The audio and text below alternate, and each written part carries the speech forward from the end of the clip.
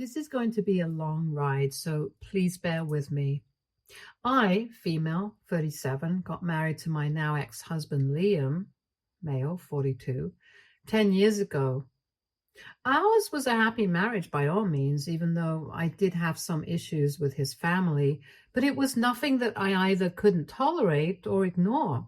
So things between us were fine. His family had a very close bond with each other. He had an elder sister, Emily, now 46, female, and she was married to my ex brother-in-law, Jonathan, now 48, male. Emily and Jonathan had 2 kids, and Emily was a stay-at-home mom. The kids were the apple of Liam's eye, and he simply doted on them. They were good kids, and I liked them a lot too. And between Liam and I was the fun aunt, so it was all cool. Around 5 years ago, Liam and I fell into a bit of a financial slump. I took a break from my job to focus on my mental health. My former workplace was extremely toxic with no boundaries and no timings. I was supposed to be at their beck and call all the time, and my managers and bosses were as unsupportive as could be. I was in a horrible place mentally at that point in time and decided to take a break from work. I discussed all of this with Liam, and he was the one who told me to go for it and supported me through the decision. Our finances have always been separate for personal expenses. We have a joint account for groceries, home stuff, date nights, etc. Basically everything that we do together. This joint account is proportionate to our incomes. Since he made more than me, his contribution to the joint account in actuals was more. Even though we were contributing the same percentage of our income to the joint account. I had carefully looked at my finances, and only then that I was in a comfortable space to take this hiatus, and I had never asked or even suggested that Liam pay my share or anything of that sort. Actually, he was the one who had proposed that idea, and I had shot it down immediately. I did not want to disturb the setup that we had, and I knew that I had enough savings to cover my share till I decided to get back into the workforce. Liam, too, had a well-paying job in a multinational firm, and there was no need for us to have faced the financial issues that we ended up facing. 3 months into my being out of work, Liam started behaving weirdly. He would snap at me if I told him to get takeout. He would snap if I bought something new. Some of the money that I was spending was from the joint account, but never for my personal expenses. If I didn't want to cook a particular day and suggested that we go out, he would just either give lame excuses or straight up start being mean. After a few tries, I backed off. However, even when I spent my personal savings that he had no say over, he would start acting strange. It was very unlike him, because in all the years that I had been married to him, I had never seen him try to control or give opinions on how I should be spending my money. So I pulled him up and asked what was wrong. He tried to brush it off at first, but then told me that he had gambled away almost all of our savings, and we had close to nothing left. He was the one who controlled our finances, and I trusted him with mine too. I never paid attention to my account because I trusted him with the money, and this had never happened before. This is exactly why I initially thought that he was joking, but when I saw the seriousness in his eyes, I was shocked to my core. I wanted to leave him at that very instant because he had gambled away my life's worth of money, and this break was supposed to be for me. Now, suddenly, I had this specter looming over my head of getting our affairs back in order. When I looked at our finances, it was much worse than what he had made it out to be. We were literally bankrupt, and our house was on the verge of getting repossessed. I frantically started applying to places and got him into therapy. Luckily enough, I had a job offer in the next 3 days, and the perks were amazing. So I knew I could slowly get us out of this and recreate our wealth. I was still mad at him for betraying my trust like that, but there was so much going on and so much to do that I did not even have the time to yell at him. During this time, I repeatedly kept asking him to talk to Jonathan for help. He's filthy rich. But Liam kept saying no. I didn't know what his stupid deal was, but I knew that I was not going to screw myself over because he couldn't ask his own brother-in-law for help. I ended up calling Jonathan and explaining the situation to him, and he helped us out immediately. Instead of being grateful, Liam started a fight with me, saying that I emasculated him as the man of the family in front of his own brother-in-law. Even at such a crucial point in our lives where we were practically having to start from scratch, he only cared about his stupid ego and the facade he had created in front of the world. This was my tipping point. I was furious with him. He had single-handedly destroyed not just the fruits of his efforts, but also mine, and had completely derailed the plans that we had made for ourselves as a family. I told him that he had emasculated himself by showing no responsibility towards our family and our future, especially since we had decided that we would be trying for a baby. I told him that he made one stupid decision after another and blew away everything that we had worked so hard for. And I also drew a line saying that I would not be having a baby if he did not get his act together. He got madder at me for being a controlling wife rather than being grateful that I had gotten us out of this mess. Of course, not without the help of Jonathan. Slowly, over the course of the next year and a half, we created money for ourselves and repaid every penny to Jonathan. I will always be grateful to him for standing by us and helping us out of a mess that had nothing to do with him. Liam, however, was still salty about the fact that I took Jonathan's help because he had not wanted everyone in the family to know the pit that we were in. Thankfully, Jonathan had not uttered a word to anyone, not even Emily. Things had been strained between me and Liam since then, but I knew that I wanted things to get better between us. If not now, then eventually. However, something else happened that made me lose all respect for him as an individual. Once we were back on our feet, things got a little better. However, during family get-togethers, I could sense a strain between Emily and John. I know it was not my business, but I was concerned and worried, especially about Jonathan. I expressed myself to Liam and asked him if I was the only one who sensed it or whether he had felt the difference too. He said that I was overthinking and that nothing was wrong. However, 2 days later, I had gone to Emily's place to leave some tarts for the kids. They love my tarts. And she was behaving very weirdly. She seemed to be in a hurry and wanted me to leave as soon as possible. I knew something was up, so while I left the house, I stayed in my car to see what she was up to. Call me creepy or whatever, but it was my intuition that told me something was happening and it needed my intervention. Lo and behold, I see a man coming out of the house and Emily seeing him off. I wouldn't have immediately suspected her of anything if she had behaved in a less guilty way. The man had a cap over his head and he was slouching. It was evident that he didn't want anyone to see who he was. I read their body language and I knew in an instant that she was cheating on Jonathan. I was appalled and disgusted at her audacity and thanklessness. Part of me wanted to confront her there and then, but I was too scared of her reaction, and I didn't even know whether this was the correct thing to do or not. I decided to go straight back home and told Liam what I saw. I had expected shock, rage, disgust, or maybe even disbelief from him, but I could never in a million years have expected what he said next. Liam did the exact opposite of what I thought he would do. He was quiet for a few seconds and asked me if there was anyone else that I had told. I told him no, and he heaved a sigh of relief. He said I needed to keep it under wraps and never tell anyone what I saw. To say that I was shocked would be an understatement. I told him that he had lost his mind if he thought that I would keep mum and let Jonathan suffer in a marriage with a cheating wife. He said that we did not know if they were cheating and that they could have an open marriage for all we know. I told him that both he and I knew Jonathan enough to know that he would never agree to such an arrangement. However, I told him that even if he had, we had to make sure that she was not cheating on him, and that meant that we had to talk to him. I was adamant that we would talk to John first and only then talk to Emily, because I knew even if Emily was up to something shady, she would come up with something on the fly and save herself.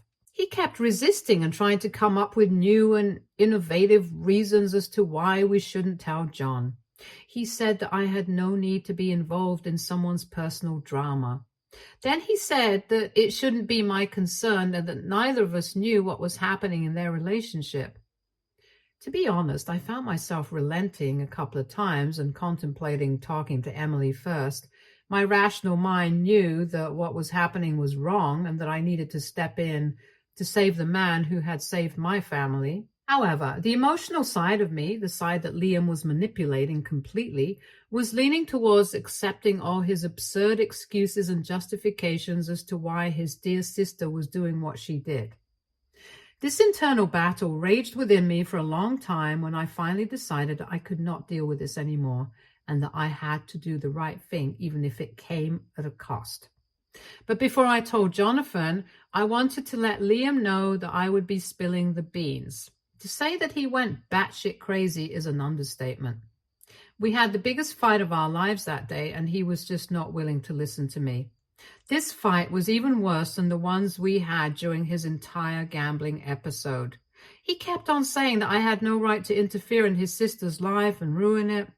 I told him that his stance on cheating and his fierce defense of his sister were alarming and were making me wonder what would his reaction be if I cheated. He said he would not have wanted someone else to come and tell him about his own wife, but I was having none of it. I had a nagging feeling that maybe, just maybe, the fact that he was defending Emily's infidelity so much was maybe him trying to rationalize his own cheating. I had a suspicion solely based on his reaction that he was cheating. I had no proof, no reason other than this to even have a morsel of a doubt, but that seed was planted. I drove over to Jonathan's house and I wanted to have a confrontation with Emily present, but unfortunately she wasn't there. I told everything to him and he broke down crying in front of me. He said that he had been having doubts regarding her infidelity, but he had no proof and nothing to say because he could not just accuse her based on his instinct. I told him that I had nothing substantial either. I had just seen her in a very flustered state, and right after that, a few minutes later, a man had left the house. I told him that logically speaking, it could have been a worker, a friend, or anyone else, but my gut said something very different. He thanked me for telling him, and that was it. For the next few weeks, there was no news of what was up. Liam and I were in a sort of cold war, but I don't think he had told Emily that I had discovered the affair or had told Jonathan. However, Jonathan dropped the bomb one day and said that Emily and he were going for a divorce. This came as a shock to my ex-mother-in-law and ex-father-in-law because nobody had anticipated that this would happen. They had always been the couple that was very much in love and lived a picture-perfect life, at least in the eyes of others. This is why it came as a shock to everyone other than me, of course. Emily was sullen and looked like she had been crying, and Jonathan stayed a true gentleman and never divulged to anyone why he had decided to leave her, just that there was nothing that could be done to salvage the relationship anymore. A few days after this, Emily came to my house and was screaming at me at the top of her lungs. I knew then that Liam had told her that I was the one who had told John. She cursed me and said things that I cannot repeat to anyone, even in private. I kept my cool through it all and told her that she had brought this upon herself and that blaming me would not change things. She was the one who had chosen to cheat, and therefore she was the one who had to face the consequences of her actions. Liam and I had stopped talking completely by then. Living in the same house as him was a mental strain that I had to put myself through every single day. Gradually, Emily and Liam started influencing other members of the family against me. Emily stopped her kids from meeting me. Liam told his mother that I was the one who had fed John lies regarding poor Emily, which is why they were separating. I was turned into the villain overnight, and everyone was so busy antagonizing me that they did not realize who the actual problem was. I had finally had enough one day, and I snapped. Liam and I had been having trouble since his gambling came to light, and with this drama happening, I knew that I wanted to divorce him and that nothing that he could ever do would make me respect him again. I could not picture myself living with a gambler and somebody who could defend cheating. He was behaving like a guilty man, and to be honest, I had a lurking fear that he was cheating on me too. But by then, I had mentally checked out of the marriage, and thus, even if he was having an affair, it wouldn't really have bothered me. This further cemented my decision to go for a divorce. I called all of the family together and told them the real reason why Emily and Jonathan were having a divorce. I told them that I had seen her with a stranger, and I had confided in Liam, who was willing to defend his sister to the bone. Nothing that I said was making him see sense. And when I told Jonathan about the affair, the brother-sister duo started maligning me publicly. I also told him that they had treated me horribly during this entire ordeal, and that I was done taking this treatment from them. To my surprise, even my ex-mother-in-law and ex-father-in-law started defending their children. This was when I understood without a shadow of a doubt that this family was completely bonkers, and I was completely right in choosing to walk away from this toxic family for the sake of my mental health. When I publicly announced that I would also be going for a divorce, there was pin drop silence in the house. Liam looked like somebody had struck a lamp on his head. His eyes were as big as balls, and I cannot describe the satisfaction that I felt in seeing him like that. I also told him that since he had such a close-knit family, he needed to move out of my house within 2 weeks because I was dead set on going through with this. His tone made a complete backflip, and he kept on apologizing and saying that we could work through this. In all honesty, we could, but I didn't want to. He tried to turn over a new leaf. He tried to organize the date nights and book spa appointments as if my problem was a lack of attention. He did not understand the gravity of the situation. I had to sit him down and tell him that I was leaving him because I did not like who he was as a man. It was not something that he could change in me, and my decision to leave him was final. He had a hard time accepting it, but eventually he had to. He moved out of the house eventually, and our divorce was finalized pretty soon, around the same time that Jonathan and Emily got divorced. Within a few months, I sold my house and moved states for a better job opportunity.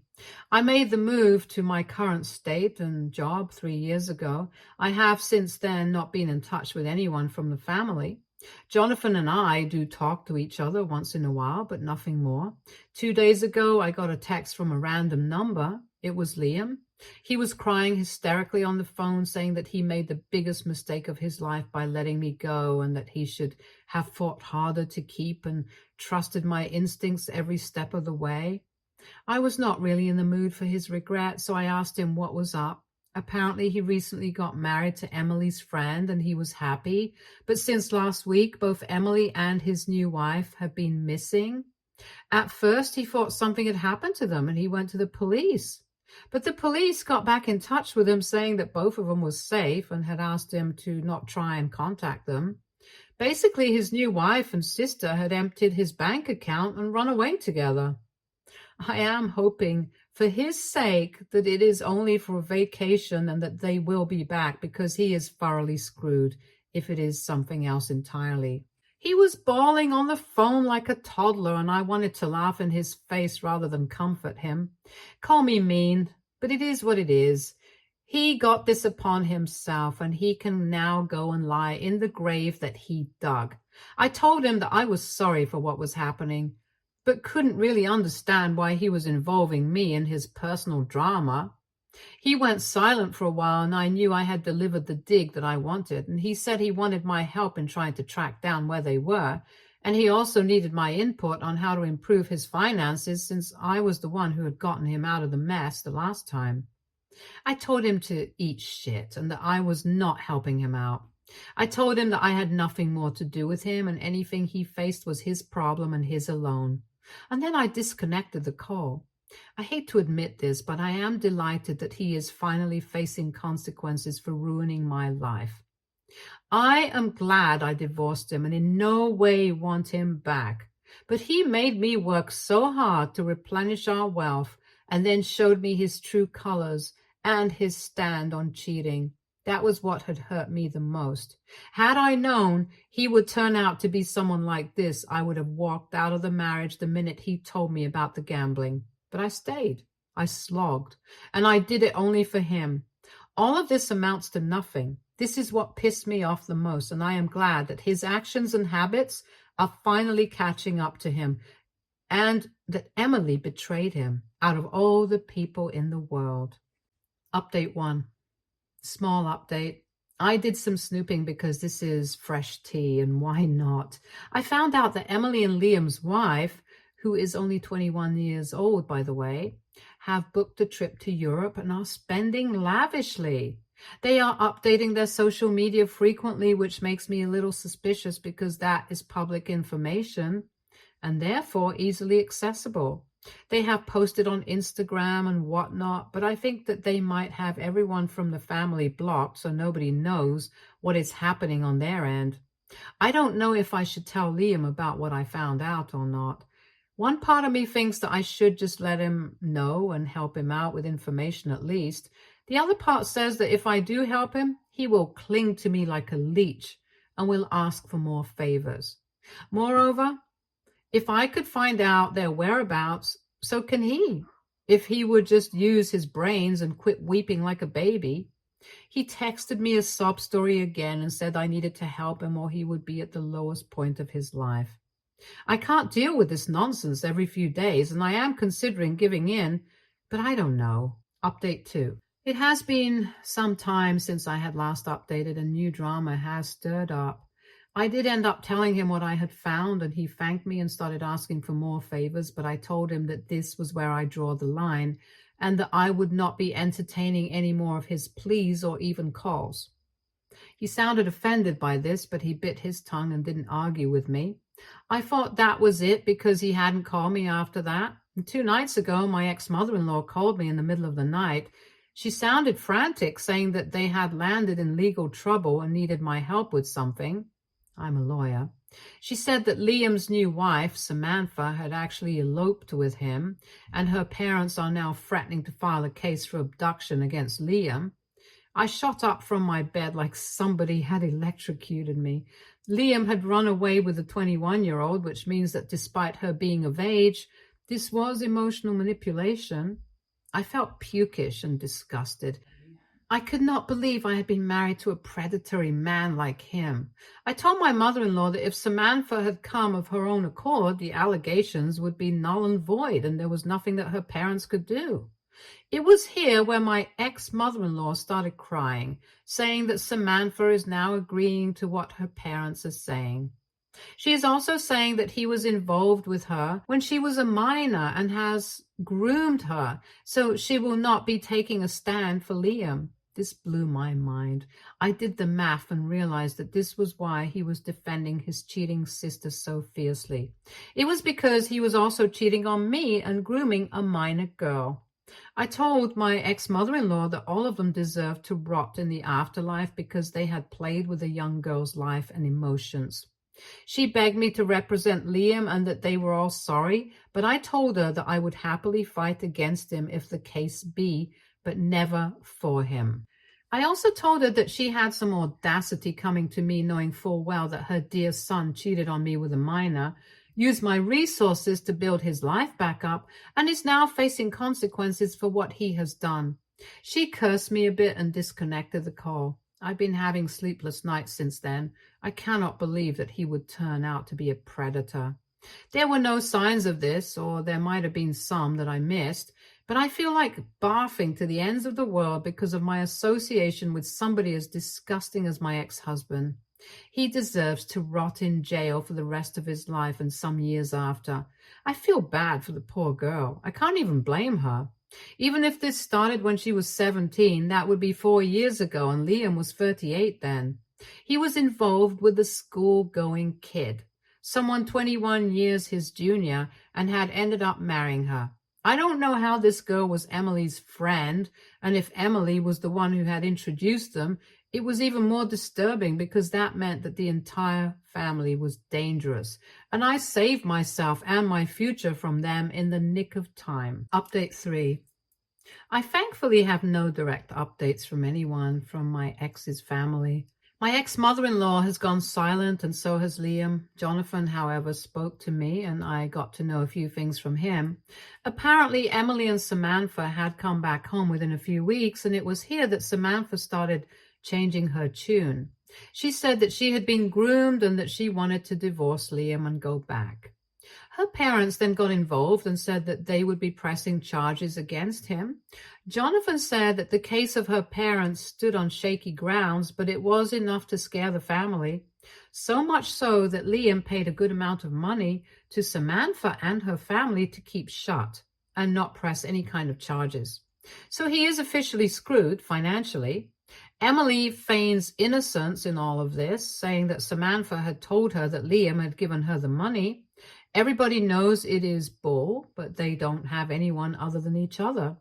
News is that ex-mother-in-law and ex-father-in-law are planning to downsize, and everyone is going to be sharing a one-bedroom apartment until things can get sorted, since Emily works a minimum wage job, and Liam has literally no money left in his bank account. Jonathan told me that Emily had called him up begging for scraps, but he did not entertain her calls.